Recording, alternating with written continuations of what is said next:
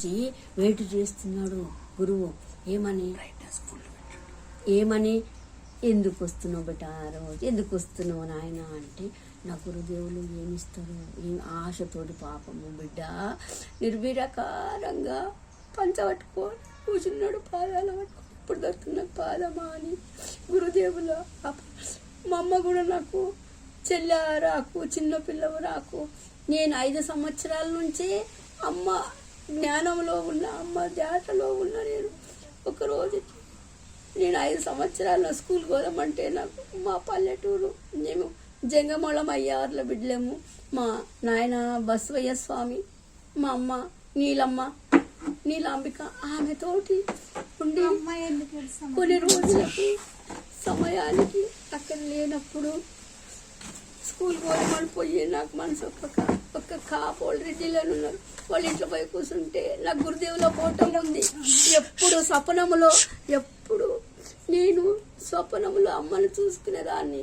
ఒక్కరోజు ఇట్లా కూర్చుంటే నా స్వప్నంలో వచ్చి, అయ్యో నేనేం చేస్తాను కూర్చొని స్వప్నంలో వచ్చి నాకు ఒక నాగరాజు నాగదేవత వచ్చి నా శరీరానికి మంత్రోపదేశం ఇచ్చారు. ఆ మంత్రము గొప్పది, అది చెప్పడం విశేషం కానిది.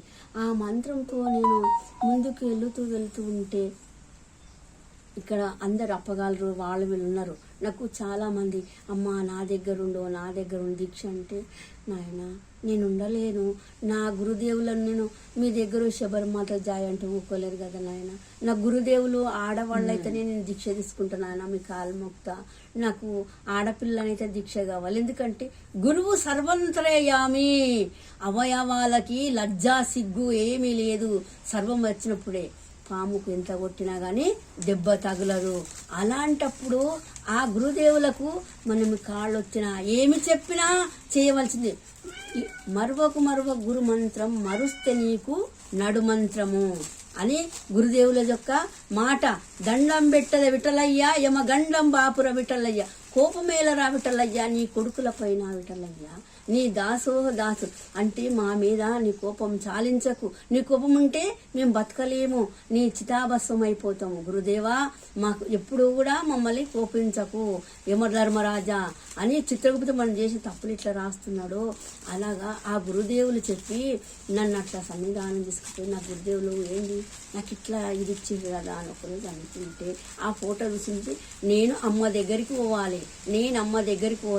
అందరు నన్ను చిన్నప్పుడు పిచ్చిది అనేవాళ్ళు. నేను ఎప్పుడు బజార్లో పోయి ఆటలాడడం కానీ, గోటిలాడడం, హనుమాన్ల గుడి కాడ పోయి కూర్చోవడము,